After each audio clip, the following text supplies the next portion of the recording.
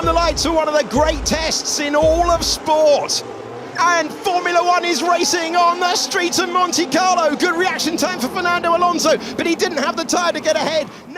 Hello Formula One fans, welcome to Formula Pun Racer. Today is June 16th, 2023. Sorry for the delay in getting on with my review of Monaco and Spain, but I've just been kept really busy these past few weeks, but I never forgot it. So here I am today to give you my review on those said races, and the IndyCar Detroit race in a different video. So, without further ado, let us begin with where lights went out and away they went in Monaco. It all began with Red Bull driver Max Verstappen on pole and Aston Martin driver Fernando Alonso of Spain starting second. Well, on the first lap, it was pretty much plain sailing for Max Verstappen, and Checo Perez, well, his teammate was in the back, so it was a bookend start for Red Bull.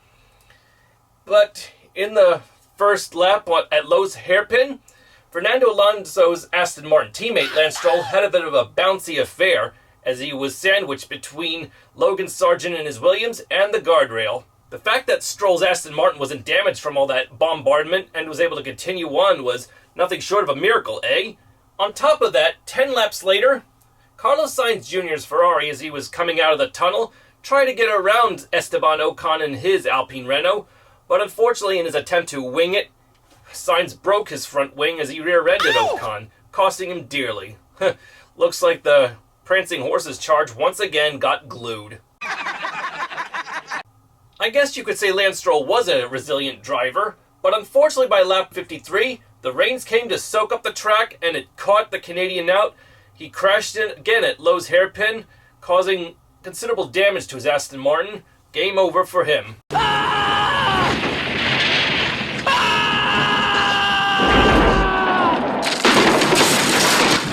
Yeah, pretty unfortunate that the rain caught out Lance Stroll like that. As a result, Max Verstappen was still leading at this time, and the majority of the racers headed to the pits to change from dry tires to intermediates. All except, for some reason, Fernando Alonso, who was still in second in his Aston Martin. He stayed on dry slicks, while all the others switched to intermediates. God only knows why, considering that he had no chance of catching Max Verstappen anyway. But 3 laps later, he eventually would catch up by going on intermediates.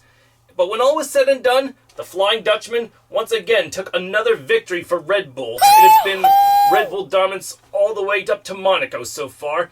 Luckily enough, Fernando Alonso got his first second place finish with Aston Martin, so Aston Martin finishes second in Monaco, and Esteban Ocon and his Alpine Renault finished third. So the gap between Mercedes and Aston Martin for second place in the Constructors' title have gotten closer at this point.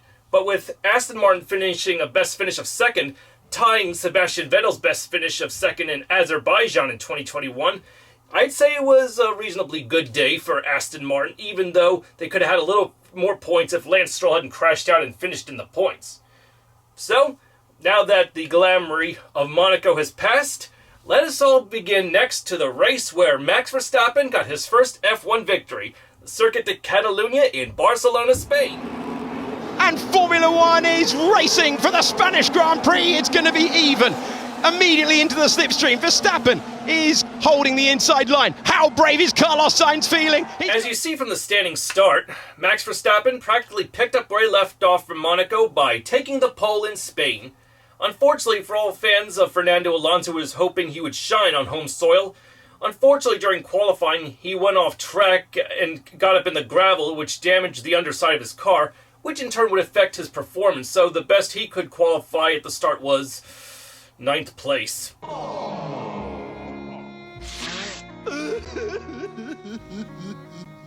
In contrast though, his fellow countryman Carlos Sainz Jr. in the Ferrari would start 2nd place.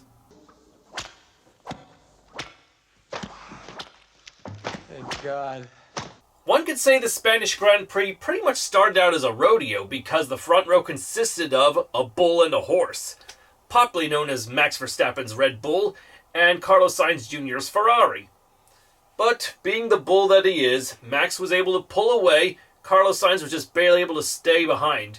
But further back in the field on that same lap, Lando Norris's attempt in his McLaren to get ahead of the pack landed him in the rear of Lewis Hamilton's Mercedes, causing extensive damage to the McLaren, but Lewis was able to continue on. So for Lando, he Landoed himself out of contention for the race right then and there. 34 laps later, the two British teammates of George Russell and Lewis Hamilton managed to get by Carlos Sainz Jr. to be in third and second respectively, but Max was already ahead and would practically lead every lap of the race. But all the excitement wasn't past just yet, because even though Carlos Sainz Jr. and Fernando Alonso might not have had a prayer, and with Fernando Alonso starting ninth, all wasn't lost because the crowds were in for a bit of a treat. As seen here on lap 51, Fernando Alonso's Aston Martin was able to get by Esteban Ocon's Alpine Renault in a daredevil move on the front stretch for 7th place, and that definitely made the fans roar with delight. In the final lap of the race, Lance Stroll just barely finished ahead of his teammate Fernando Alonso, who could have gone around him any time he wanted, but Fernando chose not to because he wanted to conserve their cars as best they could, and it would have made no difference for the team in the Constructors' title, so that's pretty much where they would finish in 6th and 7th.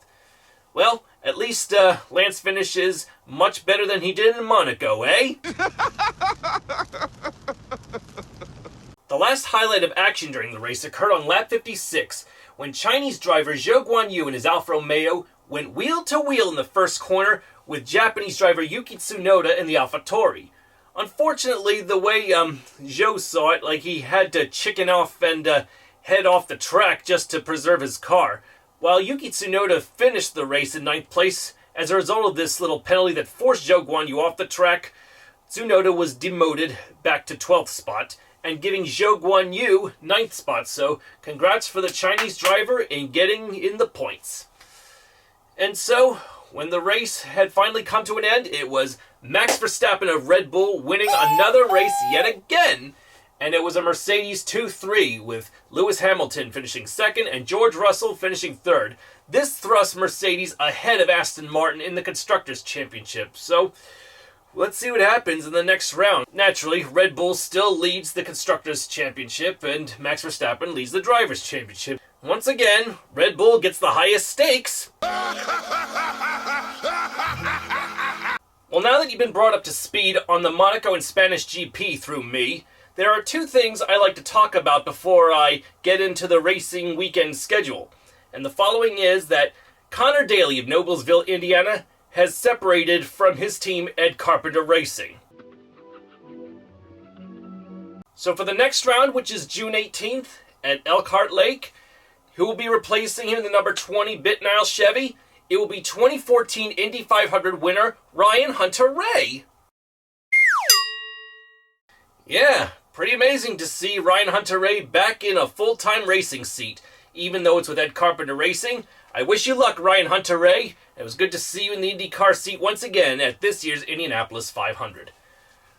The second thing to talk about is that for all of those of you who tune in to watch this year's 24 Hours of Le Mans, which happened to be the 100th anniversary of the inaugural run which occurred back in 1923, I decided in due time to make a new playlist at some point this year. I don't know when yet, where I'm hoping to do video highlights of every hour of the 24 Hours of Le Mans, because I gotta say, I was impressed with how it turned out. I will be making a video for every hour or highlights, so that's 24 videos you can look forward to. So when I'm ready, be sure to tune in to when I make a playlist of the 2023 24 Hours of Le Mans. And naturally, I'll start with Hour 1. Some videos might be longer than others, depending on all the action. But when we get to the exciting finish of it all, be prepared. But also, at the same time, if you want to know now what racing is happening in Formula 1, be sure to get some maple syrup to go with your pancakes for breakfast this Sunday, eh? Because this Sunday, they are racing in Montreal, Canada, Lance Stroll's home circuit. Oh boy, I sure hope Stroll can knock it out of the matzo ball park when it's lights out and away he strolls. Naturally, Aston Martin is said to be bringing upgrades to their cars in the hopes that they can improve upon their misfortunes in Spain, as Fernando has claimed that he is determined to get his car back in the podium, if not do a few positions better than the Red Bulls and Mercedes have. But we'll see what happens. And that same day, for Indy cars, prepare yourself some cheese because they are racing at Elkhart Lake, Road America, Wisconsin on that same day, and that's where you can tune in. So, thanks for watching, everyone. If you like these videos about IndyCar and F1, please subscribe to Formula Fun Racer and hit the notification bell for when my next videos are posted. And I'll see you all in the next video for more racing humor and content. And let's see who wins in Canada and who wins at Elkhart Lake. So as I tune into some cheese here to eat for dinner, I'll see you all later on. I hope this video wasn't too cheesy for you, but we'll see what you think. Tell me what you think in the comments, okay? I'm Aaron, cylinder firing on all cylinders, and congratulations once again, Max Verstappen.